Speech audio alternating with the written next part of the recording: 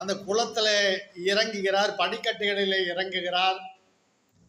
இறங்கி இந்த கடைசி படிக்கட்டில் போய் உட்கார்ந்துக்கிறார். இந்த குதிரையை பார்க்குறாரு. குதிரை அது அப்படியே போராடிக்கிட்டு நிற்கிது வெளியில் வர்றதுக்கு. ஆனால் அது காலை எடுத்து வைக்க முடியல, சகதிக்குள்ளே மாட்டிக்கிச்சு. அப்போ இந்த யோகிராம் சரத்குமார் என்ன சொல்றாரு, ஒன்றும் பெரிய மந்திரம் போடலை, ஜெய் ஸ்ரீராம் அப்படின்னு ஒரு சவுண்டு கொடுக்குறாரு. என்ன சத்தத்தை கொடுக்குறாரு? ஜெய் ஸ்ரீராம் அப்படின்னு ஒரு சத்தமான குரலில் உறக்க ராமநாமத்தை சொல்லுகிறார். பாருங்க, இந்த குதிரை அந்த நொடியில தன்னுடைய கால்களை உதறிக்கொண்டு அந்த சகதியை விட்டு வெளியேறி ஒடியாறுகிறது, ஓடி வந்து கரைக்கு வருகிறது.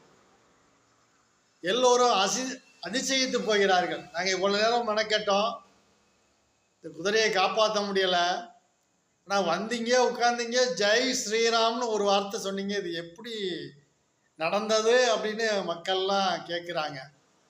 இது பெரிய மந்திரம் ஒன்றும் இல்லை, மாயாஜாலமும் நான் ஒன்றும் பண்ணலை. ஜெய் ஸ்ரீராம்ங்கிற ஒரு வார்த்தையை சொல்லிட்டு ஆஞ்சநேயர் மிகப்பெரிய கடலை தாண்டி இலங்கைக்கு போனார். அப்போ ஒரு கடலையே தாண்டுகிற சக்தியை இந்த ஜெய் ஸ்ரீராம் அப்படிங்கிற நாமா செய்யுதுன்னா, இந்த குளத்தில் இருக்க சகதி என்ன பெரிய பிரமாதம். அந்த ராமநாமத்தை கேட்டவுடன் எல்லோருக்கும் சக்தி வரும். அதை நம்பிக்கையோடு சொல்கிறவங்களுக்கு.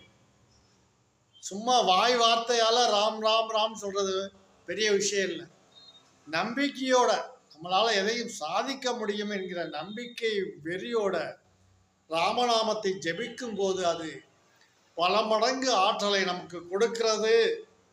அதனால்தான் அந்த குதிரை வந்தது அப்படின்னு தன்னை முன்னிலைப்படுத்திக் கொள்ளாமல் ராமநாமத்தை சொல்றார்.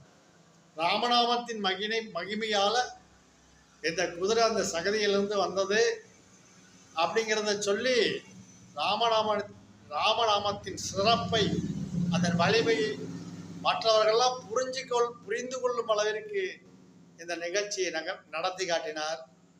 மக்கள்லாம் அப்பவே அவரை புரிஞ்சுக்கிட்டாங்க. இவர் சாதாரண பிச்சைக்காரன் கிடையாது, விசிறியை வச்சுக்கிட்டு சுத்துற கோமாளி கிடையாது, இவருக்குள்ள விஷயம் இருக்கு அப்படின்னு மக்கள் பின்தொடர ஆரம்பித்தார்கள். ஆனாலும் அவர் பிச்சைக்காரன் போலவே திருவண்ணாமலையிலே சுற்றி திரிந்தார், தெருக்களிலே அமர்ந்தார், கொட்டாங்குச்சியில் வாங்கி டீ குடிப்பார், புகையும் பிடிப்பார்.